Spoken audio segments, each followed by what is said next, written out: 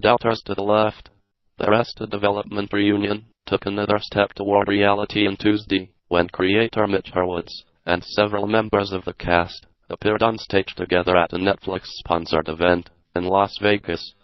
Speaking on the floor of the National Association of Broadcasters convention, Netflix chief Ted Sarandos confirmed that all 10 episodes of Arrested, long-awaited 4th season, will premiere together on a single day sometime next year. Hurwitz also confirmed that production is set to begin this summer, but he also dropped a new nugget of information about what form the Arrested revival will take. Originally, Hurwitz's plan had been to make the revival like an anthology, with each episode telling a somewhat self-contained story about a specific character. That is now kind of evolving into becoming more like the old show again, Hurwitz told a packed house of conventioners, who politely applauded the introduction of other Netflix offerings such as David Fincher and Kevin Spacey's House of Cards, but exploded at the mention of Arrested and the arrival of cast members Will Arnett, David Cross, Alia Shawkat, Jeffrey Tambor, and Jessica Walter. The reason for the change: Hurwitz sees a chance to tweak the show's format to take advantage of the fact that the full 10-episode season will debut at once, rather than over 2.5 months. There is something exciting about trying to break the form again, he said.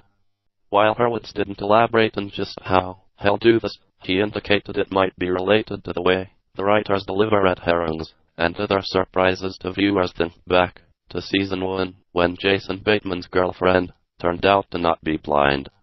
There's going to be some mystery sprinkled throughout this, but instead of watching one a week and try to get ahead of it, the hope is fans will watch them all together and then go back and look for clues and connections, Hurwitz explained. We'd also like to use the technology to provide additional material where you might be able to access another part of the story. As for the fact that any big end-of-season twists will likely be floating around the interwebs within a few hours of the show's Netflix debut, Hurwitz doesn't seem too concerned, noting that movies such as The Cabin in the Woods have successfully battled a similar situation. Plus, he said, it's comedy. The twists really aren't as important as the characters. Hurwitz and the cast made no mention on stage of the rumored Arrested Development movie that's been expected to follow the TV revival. He did, however, say he'd very much be open to season 5 or 6 on Netflix. We would love this to be the first of many visits, Hurwitz said. He also confirmed that Showtime, currently run by former Arrested exec producer David Nevins, had been in serious talks to acquire the show, but that ultimately Netflix offered a more interesting business model, as well as a base of already loyal Arrested viewers. The show's audience has grown over the last 6 years because of viewers streaming it, Hurwitz said. It's been like putting jokes in a bottle and then having them come back years later to say, haha. A few of the random notes from Tuesday's Netflix and Arrested session. Oh, Bob Laidlaw will return. We will bring him back, Hurwitz told Vulture when we asked a question from the studio audience. Per Netflix's insistence, Hurwitz wasn't doing one-on-one chats. It's kind of a one-joke thing. But if you guys don't mind bringing it back, we'll give it to you. For the record, the audience reacted with strong applause to the idea of a Laidlaw appearance in season 4. Oh, Hurwitz mildly embarrassed Shawkat by reminding her that Sarah was her first ever kiss. I've kissed a lot of people since then, Shawkat jokingly shot back.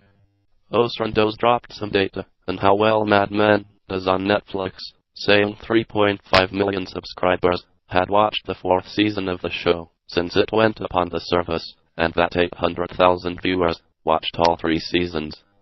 What's more, this Monday, the most streamed episode of Mad Men was actually the show's pilot, perhaps indicating some folks have decided to start catching up on the series. We believe we found an untapped audience of the show, he said, taking partial credit for Mad Men's 20% ratings jump at the start of the current season. Sarandos said Netflix's first original series, Lilyhammer, will return for a 2nd season. He still didn't say how many people have streamed the show.